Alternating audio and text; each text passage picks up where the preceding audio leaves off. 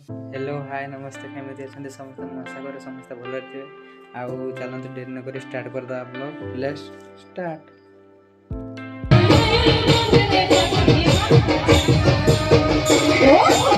तो गाइस आप देखिपे आम तीन माकड़ जाऊँ गोटे जगह को। तो गाइस जो मैंने मो वीडियो देखुं ये जो रास्ता बर्तमान प्ले है देखिपे ये रास्ता कौ रास्ता जो मैंने भी जानते प्लीज कमेंट सेक्शन में जनइबे।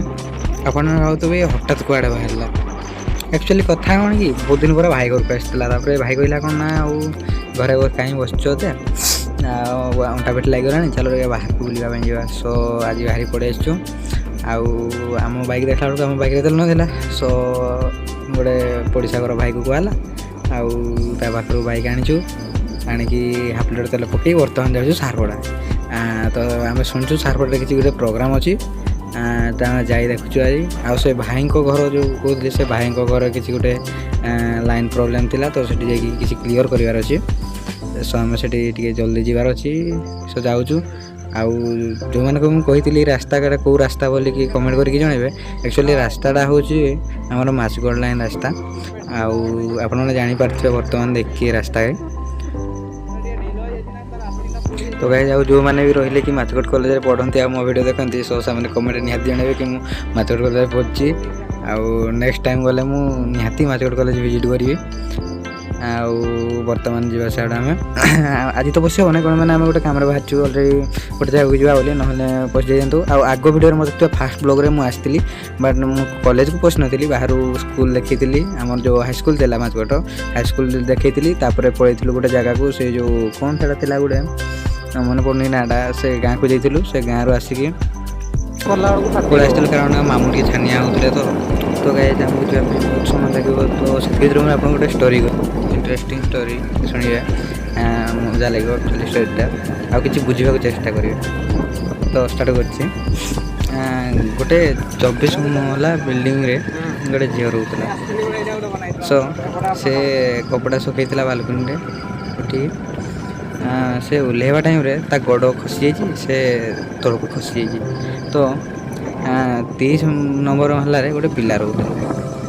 तो जिते से पढ़ुची देखी देखी से पिला गला तापर से कहला मत जब गोटे तू हक दबू हेल्ले मत तो उठेबी ना उठेबी तो झीलटा टे सरल था धार्मिक टाइप था तो तेणु से मना करदेला सीधा सीधा बड़ को कौन कला ना पिला छाड़देला पढ़ला पढ़ला पढ़ला तापर ठीक 12-13 नंबर ये बिल्डिंग रे आ गोटे पिला रोला से हाथ बढ़ेला से कहला मत तू किस दबू हेल्ले तो उठेबी ना उठेबी। तो आप जानते कि से झील टे धार्मिक थे सो से कौन कला ना मना करदेला ना मुझे बाहर सो ताको से छाड़देला कौन है जिते से छाड़देला तले आ गोटे पिला रोला से झील कौन भाविला ना मुझे देवीनी कहली से दुजन को से आमको छाड़देला जो 10 नंबर बिल्डिंग गोटे पिला रोला से जो धरी से झील कहला तुम जहाँ कह मुझे देवी भक्त जहाँ कह देवी कितु मत बंचई दिव और से पिला धार्मिक प्रचार था। तो से पिला कौन भाविला ना ये तो माने कौन भाई क्यारेक्टर झील या बंचेक लाभ बोलिकी से छाड़देला। तो मुझे कथाटा कहबार कारण कौन है ना भगवान समस्त को थरे दुई थर समस्त को सुजोग दी खाली आम उपयोग कर जानिले। सो ये कथा एक्चुअली मुझे झील को नहीं कहवा कथा नुह तथापि कहीदेली कि जे बुझा लोक होते ठीक से बुझीजी स्टोरी तो सरीगला आउ चलतु आगे देखा केते समय आप वेट करी गोटे कम कर स्पीड मार दूँ। एक्चुअली आम जो जगह से जगार गोटे फेरवाई सन्ध्या होगा 7:30 पाखापाखि होगा तापर आसिक आम गाँव में गोटे प्रोग्राम था झुमर मेलोडी। सो देखु